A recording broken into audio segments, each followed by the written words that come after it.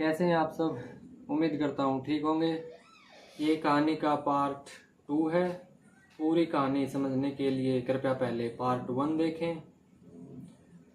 जहाँ से पार्ट 1 ख़त्म किया था मैंने, हम वहीं से कंटिन्यू करते हैं।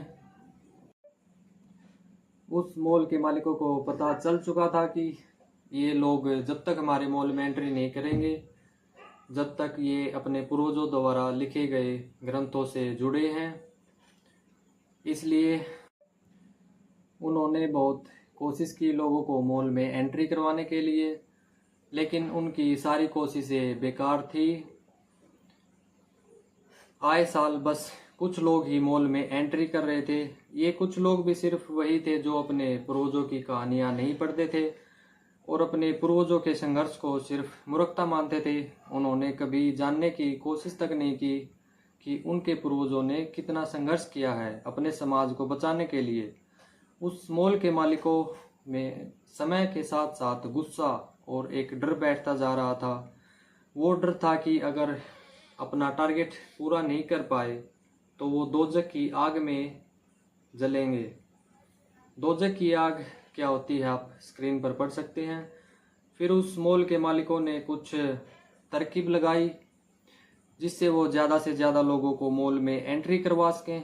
उन्होंने सबसे पहले उन चीज़ों की लिस्ट बनाई जो लोगों को उस मॉल में एंट्री करने से रोक रही थी। लिस्ट में सबसे ऊपर उन लोगों के ग्रंथ और उन लोगों का नाम था जो उस मॉल की सच्चाई को जानते थे और अपने सभ्य समाज को बचाने के लिए काम कर रहे थे, या स्पेशली उन लोगों को टारगेट कर रहे थे जो लोगों को अपने मूल ग्रंथों से जोड़े हुए थे, उन्हें पढ़ाने का काम करते थे। मॉल के मालिकों को ज़्यादा दिक्कत नहीं हुई उन लोगों को टारगेट करने में, क्योंकि सभ्य समाज के लोग अपने धर्म का सिर्फ एक हिस्सा पसंद करते थे जो भावनात्मक था। वो अपने धर्म के दूसरे हिस्से से दूरी बनाते जा रहे थे जो उन्हें संघर्ष करने के लिए, मेहनत करने के लिए प्रेरित करता था। उससे वो लोग दूरी बनाते जा रहे थे। जैसे जैसे समय बीता लोग अपने धर्म का सिर्फ एक हिस्सा पकड़कर बैठ गए, लेकिन कुछ कौम ऐसी थी जो आज भी अपने मूल धर्म से जुड़े थे और संघर्ष करने से पीछे नहीं हटते थे। बाकी समाज के लोग सोचते थे कि इन कौमों में ऐसी क्या खास बात है जो हमारे अंदर नहीं है। ये उन लोगों का सिर्फ वहम था कि हम संघर्ष नहीं कर सकते या हम सिर्फ दूसरों की सेवा के लिए पैदा हुए हैं।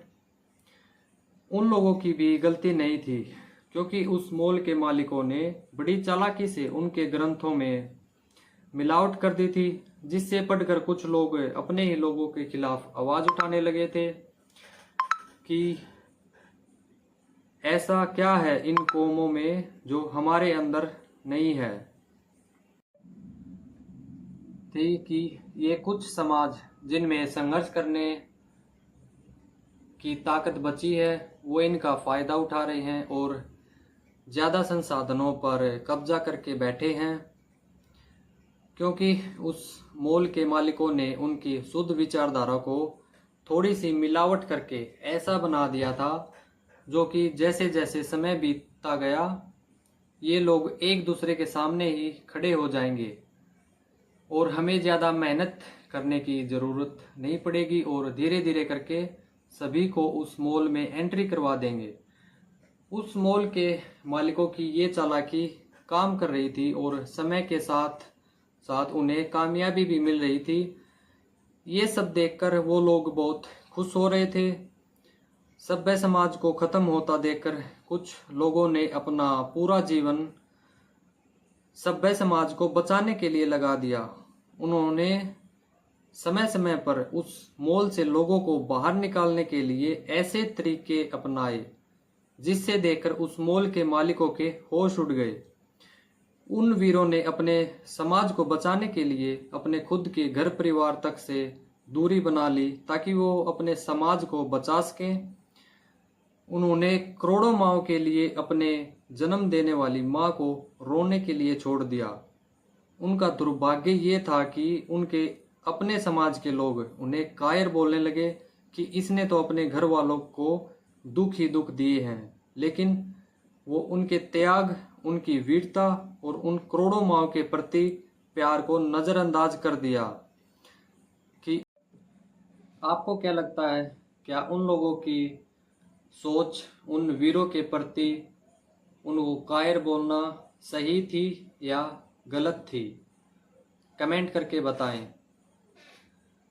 जैसे जैसे समय बीता, उस मॉल के मालिकों ने ज़्यादा से ज़्यादा लोगों को उस मॉल में एंट्री करवाने के लिए अपने तरीके बदले और उन लोगों को मॉल में एंट्री सभी लोगों को एंट्री करवानी थी।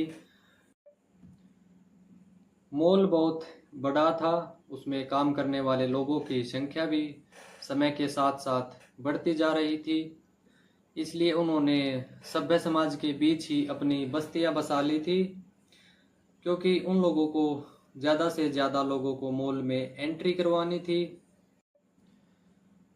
पर उन वीरों के संघर्ष और उनके पौरुष के कारण मॉल के मालिकों को ज़्यादा समय लग रहा था सभी लोगों को मॉल में एंट्री करवाने के लिए। मॉल के मालिकों की कई पीढ़ियां गुजर गई, लेकिन फिर भी वो सभी लोगों को मॉल में एंट्री नहीं करवा पाए। ये था कहानी का पार्ट 2।